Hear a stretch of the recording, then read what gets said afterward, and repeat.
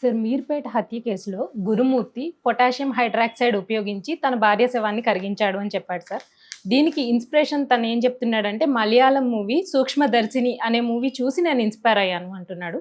దీనికి పోలీసులు ఏం చెప్తున్నారు సార్? అసలు నిజంగానే మూవీస్ ఇలా కూడా ఇన్స్పిరేషన్గా తీసుకుంటున్నారా ఈ మధ్య అంటే ఏం చెప్తారు సార్? యా మామూలుగా హత్య చేయాలనుకున్నప్పుడు ఇన్స్పిరేషన్ ఎక్కడి నుంచైనా తీసుకోవచ్చు. మామూలుగా cinema mimics society mimics cinema అంటారు. అంటే సినిమా సొసైటీ నుంచి ఇన్స్పైర్ అవుతుంది. అగైన్ సొసైటీ కూడా సినిమా నుంచి కూడా ఇన్స్పైర్ అవుతుంది. Both positive and negative. So ఇప్పుడు ఏంటంటే ఒక హత్య చేయాలి, హత్య చేసిన తర్వాత శవాన్ని ఎట్లా మాయం చేయాలి అనేది బేసిక్గా. హత్య ఎలా చేయాలి, దాని తర్వాత శవాన్ని ఎలా మాయం చేయాలి అనేది బేసిక్. హంతకులు అందరికి కూడా ఈ సమస్య ఉంటుంది. సో ఈ సమస్యకి హత్య ఎలా చేయాలనే దానికి ఇన్స్పిరేషన్ ఏంటి? రియల్ సంఘటనలు అనేక జరుగుతుంటాయి, దాని నుంచి ఇన్స్పిరేషన్. అంటే ప్రతి ఒక్కరికి అన్ని మెథడ్స్ పనికిరావు. ఇప్పుడు ఇతను ఎక్కడో పోయి కొంతమంది పబ్లిక్లో చంపే వాళ్ళు ఉంటారు. పబ్లిక్లో చంపాలనుకున్నప్పుడు ఎలా చంపాలనేది ఆలోచించే వాళ్ళు ఉంటారు. అంటే అక్కడ పోలీసులు ఉంటారా, జనం ఉంటే మనం ఏం చేయాలి, ఎలా తప్పించుకోవాలనుకుంటే ఒక మెథడు, తప్పించుకోవాల్సిన అవసరం లేదు, అత్యంత క్రూయల్గా నేను పబ్లిక్లో చంపాలి, దొరికినా పర్లేదు అనుకుంటే ఒక మెథడు. అలాగా అంటే నీ మోటివ్ ఏంటి, నీ గోల్ ఏంటి, దాన్ని బట్టి మెథడ్స్ ఎంచుకుంటారు ఫస్ట్ ఆఫ్ ఆల్. రెండోది ఆ మెథడ్స్ని ఎన్ని రకాల మెథడ్స్ ఉన్నాయి, మనకేది సూట్ అవుతుంది. సో అలా అనుకున్నప్పుడు ఏంటంటే గూగుల్లో సెర్చ్ చేయొచ్చు. ఇవాళ క్రైమ్ అనేది మన లైఫ్లో అనేక రూపాల్లో అనేక రకాలుగా ఉంది. రియల్ ఇన్సిడెంట్లు కూడా ఎప్పుడూ లేనంతగా ఇప్పుడు రిపోర్ట్ అవుతున్నాయి మీడియా. ఎందుకంటే పెరగడం వల్ల చిన్న చిన్న మారుమూలలో జరిగే హత్యలు కూడా మనకి భూతద్దాల్లో వేసి దాన్ని డీటెయిల్గా చూపిస్తున్నారు. సో అందువల్ల దీన్ని చూసిన వాళ్ళు ఖచ్చితంగా ఇన్స్పైర్ అవుతారు. అలాగే సినిమా స్క్రిప్ట్ రాసేటప్పుడు కూడా ఏం చేస్తారు, ఇప్పుడు నేను ఒక హత్య గురించి సినిమాలో రాయాలి, అప్పుడు నేనేం చేస్తాను, గతంలో ఎలాంటి మెథడ్స్ ఆఫ్ కిల్లింగ్స్ ఉన్నాయి ఇవన్నీ నేను చూస్తాను, సమాజం నుంచి నేను తీసుకుంటాను.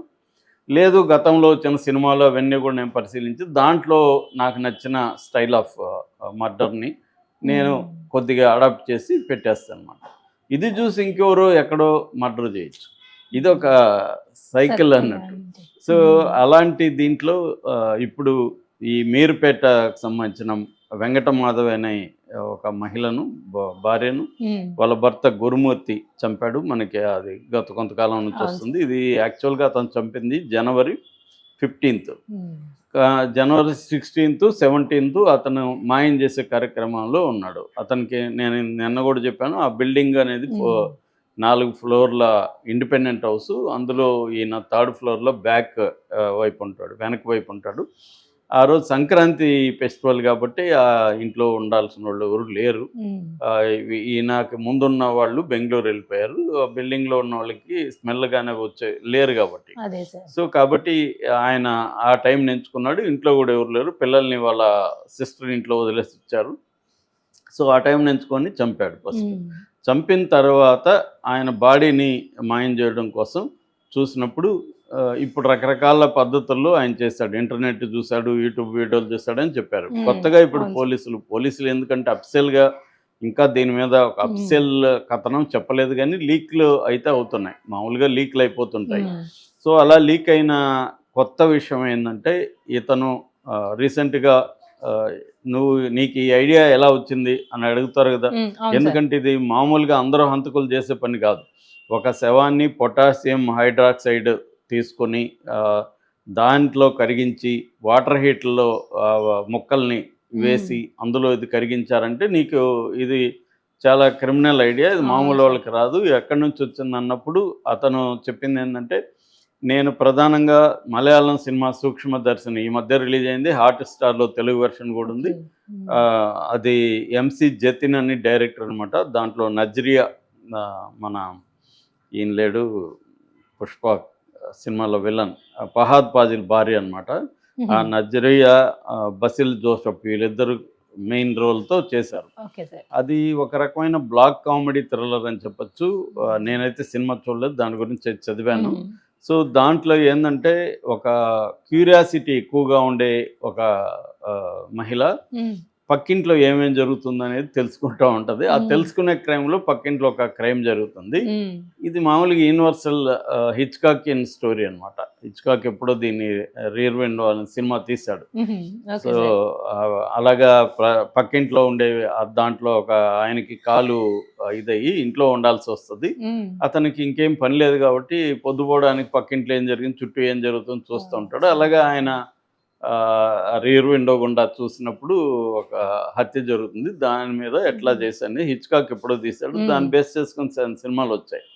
అలాగా దీంట్లో కూడా ఏంటంటే ఈ నజరియా క్యారెక్టర్ పక్కింట్లో ఏం జరుగుతుందన్న క్యూరియాసిటీలో అన్ని గమనిస్తున్నప్పుడు అక్కడ వాళ్ళకి కొద్దిగా అక్కడున్న అతనికి కొద్దిగా విచిత్రంగా బిహేవ్ చేస్తుంటాడు. దాంతో ఈమెకి ఇంకా క్యూరియాసిటీ గమనిస్తుంటే ఫైనల్గా ఆ ఇంట్లో ఒక హత్య జరుగుతుంది. ఆ హత్యని ఈమె పట్టిస్తుంది. ఇది basic theme of the story. So ఇందులో ఈ నజరియా క్యారెక్టర్ పట్టించిన అమ్మాయి ఎవరితో ఉన్నారో అమ్మాయిని దత్తత తీసుకున్న ఒక అమ్మాయిని తల్లి కొడుకు కలిసి చంపేస్తారు. దానికి ఏదో కారణాలు ఉంటాయి, చంపేస్తారు. ఇప్పుడు ఆమెని ఇదే విధంగా కెమికల్స్ వేసి ఒక డ్రమ్లో వాటిని కరిగించి దాన్ని తీసుకు ఫ్లష్లో పోసేయడం అనేది సీన్. ఆ సీన్ వరకు అయితే నేను చూశాను.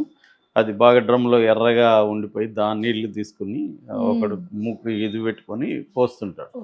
సో దీన్ని చూసి తను స్టడీ చేశాడు, ఏంటిది ఎరుపు ఏంటి ఇది అంతా. దాని తర్వాత ఆ మధ్య చైతన్యపూర్లో ఒక నర్సు హత్య జరిగింది. దాన్ని కూడా ఇతను పరిశీలన, అంటే గత కొంతకాలంగా ఇతను క్రైమ్ వీడియోస్ని, క్రైమ్ న్యూస్ని జాగ్రత్తగా పరిశీలిస్తున్నాడు. అంటే ఇప్పుడు ఒకరిని హత్య చేయాలనుకోవడం రెండు రకాలుగా ఉంటుంది. ఒకటి ముందే ప్లాన్ చేసుకోవడం, ముందే ఇంటెన్షన్తో ఎమ్మని చంపేయాలనుకోవడం. రెండోది అనుకోకుండా గొడవలో ఆ టైంలో చంపడం, on the spot, spur of the moment అంటారు. ఈ రెండు రకాలు బ్రాడ్గా ఉంటాయి.